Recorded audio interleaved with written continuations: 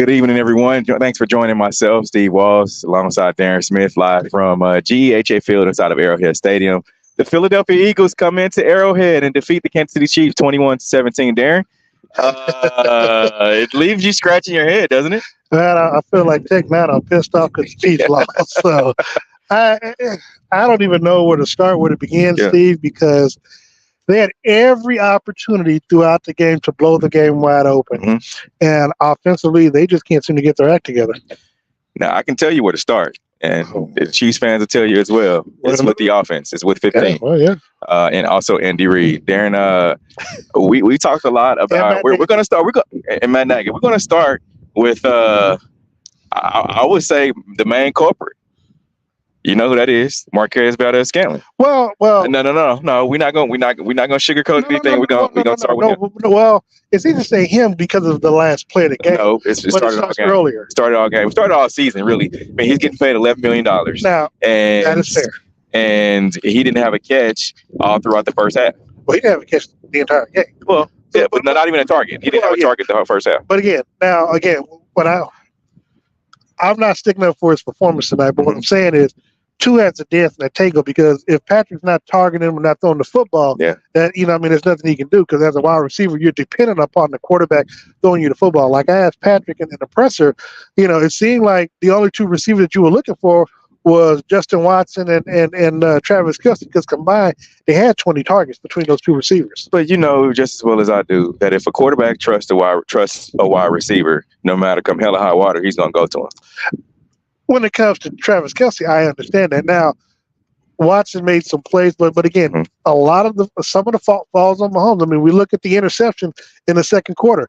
They were already up. I think they might have been tied 7-7, and he threw the interception, and then they came back and scored a touchdown. But again, he tried to hit Justin Watson in the end zone once again, but he locked it in there. Didn't really put any effort to that throw, and so.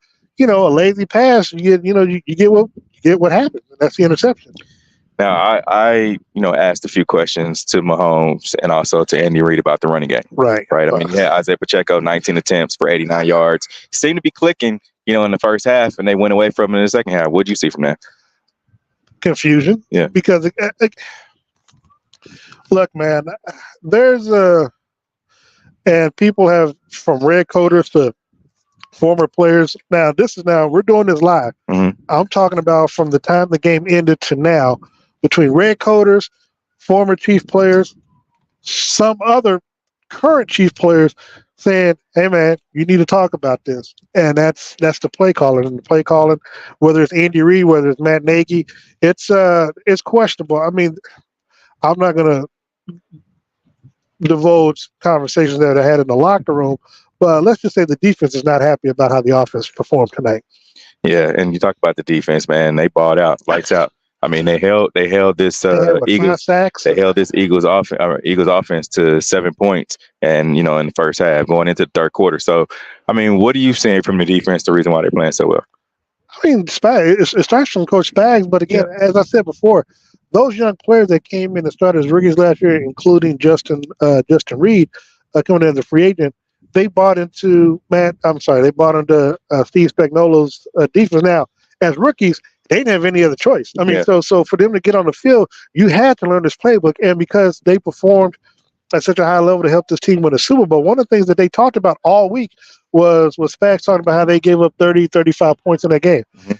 Again, for a minute, it seemed like that they, if the offense ran away with it, the Eagles were only going to have 7 points in this ball game tonight. And again, the problem is that the defense is doing their job, but as I posted right before it ended up happening, you can't, as an offense, keep going 3 and out or going down the field and you're fumbling the football, you're throwing an interception, or you're not, you're not completing the drive because you have to punt the ball back.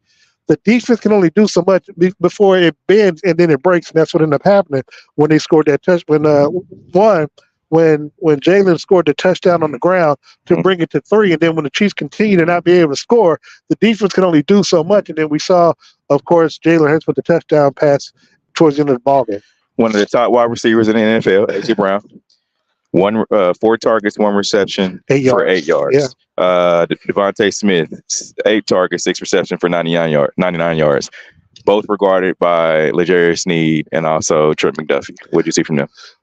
Dogs. I mean, and dogs in a good way, because I talked to L'Jarius last week, and I mentioned on the pregame show that he said that A.J. Brown better be ready because he's going to bring that work to him. Yeah. Which he did. I mean, there were times where A.J. Brown was so frustrated he's complaining to the officials, and they nothing happened. Now, you can't really shut both players down there, because that's just so Devontae Smith ended up being the one that benefited from those from the coverage that was given to A.J. Brown. And of course, but what was interesting, it wasn't literally until like late in the third quarter, because Jalen Hurts had only had like four receptions at the half, and maybe like 7 going into the fourth quarter. So, like I said, the defense, they did their job, and if the offense ever caught up with the defense, this team, the sky's the limit.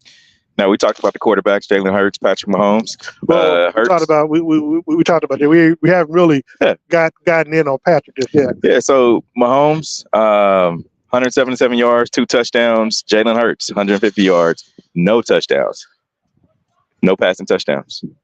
Didn't he throw? Oh, no passing touchdowns. No, I'm sorry. Yeah, I guess he got it down to the 1. Yeah. Yeah. Well. And I told you, I felt like no matter what the outcome of the game was, I still felt like Mahomes outplayed Jalen Hurts. Yeah, but see, I have to respectfully disagree, because when it mattered most, Jalen made the plays. And for me, when you're going tit for tat again, you had literally from the second quarter on to expound on that lead, that you had, and you didn't. And so Jalen did. Look, Jalen and the offense and the coaching staff for the Eagles, they did what they had to do to keep to keep themselves in the ball game. Look, they can't do anything if Mahomes can't score. I mean, now look, if the receivers can't catch the football, that's not the Eagles' fault. I mean, that's just like A.J. Brown. Got their work put on him. He couldn't do anything. So A.J. Brown wasn't hurting you. Only 2 players really were hurting you on the Chiefs offensively in the air. That was Watson along with Kelsey. I mean, other receivers I think they ended up having 7 or 8 drops overall tonight. I mean, and now look, from where we sat up in the press box, blame goes all the way around. Obviously, the touchdown pass at the very end, that's MVS's fault. But Mahomes, again, he was underthrown. He was overthrown. I mean, there were times we looking like, bro, where you throwing the ball to? I mean, and there were times where Mahomes was throwing the ball in the dirt. Yeah, I mean. So, I mean, But and a lot of that was him being rushed, too. The offensive line didn't play exceptionally well today. Agreed.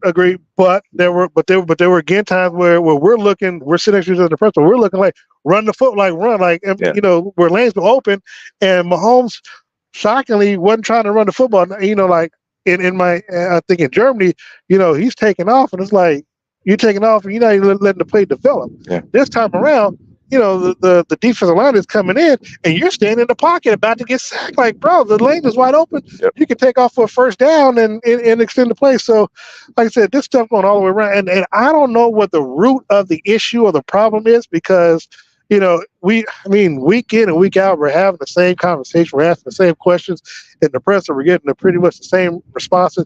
This is the 3rd game in a row now that they have not scored a point in the second half. Yeah. I mean, now, it almost bit him in the butt in Germany, and then you come back and it does bite you in the butt here. And again, I'm still baffled because we talk about the penalties. We're in Germany. I asked Andy Reid. They had 13 penalties and 9 were accepted. You got to cut those down. You had 15 days. What's the thing? He comes in the press conference talking about the penalties again. Yeah. So when I asked him about it, like, I asked you this in Germany, you said you'll look at the film. Yeah. You're still not cutting it down because the penalties, again, if you don't cut them down, we saw how the penalties cost you a loss in a regular season game. I agree. What are you going to do when the playoffs start? Yeah. I mean, so speaking of what are you going to do, what are you going to do with these wide receivers? I mean, because you're stuck. You're stuck. Well, yeah. I mean, a lot of people are still questioning as to why you didn't make any moves. They said that pregame. I mean, is there something that Brett Veach and company knew that we don't know? Maybe another team's asking price might have been too high for all. I don't know, because nobody. I mean, that story of revelation may never come out. When it comes to the wide receivers, look, man, I talked to and I can't remember if we talked about on the pregame show now, but I talked to one of the wide receivers during the week, and I asked him, I said, man, what's being said. But the problem is that the wide receiver I talked to tonight only had one target. Yeah. And so, he had one target, no catches. Now, if you look at the stats, you can figure out who that was, without using a specific name. And so, again, we look at MVS, he had the 3 targets. And I mean, look, I don't know, because for me, I would have an issue with the money that I'm making and I'm not being targeted, you know what I'm saying, for me to feel like I'm justifying what you're paying me. Now, I think it's going to be obvious that he's not going to be here, next season. I mean, now I don't know how much you save versus, being cut, traded, or what have you, post June 1st or whatever. But they gotta get it together. I mean, obviously you got the short week, you got the holidays. I don't know how much the coaches are really gonna have them practicing this week as it relates to. Oh, they're going every day. No, well, they're going every day. They better. You got an opponent that you're getting ready to face that's been playing good football. The Raiders almost knocked off. It played Miami tough in Miami yesterday. So, people talk about their schedule, the Chiefs schedule. No, the Chiefs schedule that get easy. I mean, you can say what you want. The Raiders are playing good football. Green Bay, for all intents and purposes, they can, if they have nothing to lose, those are the teams that you worry about because, of course, they can just pull out. Still got to play the Chargers again as well. You got to play the Chargers in L.A. Yeah, you got to play them in L.A. Then you got Buffalo. Look, Buffalo is still out there where, if they turn things around, they can play. And even if not, them in Cincinnati, they can play the role of spoilers, as well as the New England Patriots. So, I mean, yeah, the Chiefs' schedule looks beneficial for them, but at the end of the day, man, if these receivers can't catch the football, if Patrick's throwing the ball into the dirt, if they stop running the football and just relying on the defense, it's not going to matter. Yeah. Well, we appreciate you guys staying up with us. Steve Walls, Darren Smith. The Philadelphia Eagles come into Kansas City G.EH.A Field inside of Arrowhead Stadium to defeat the Chiefs 21-17. Remember, you can catch myself, Darren Smith, also Uncle Sean Tyler, DJ Q, who is an Eagles fan. So we're gonna have a lot to talk about tomorrow at Q got to be so unbearable, man. I can't. At Chicken and Pickle, North Kansas City. Again, for Steve Walls. Salute for you, DJ Q. Darren Smith. You got bragging rights. We are out of here. Cat go. Oh, he gonna go hard in the paint.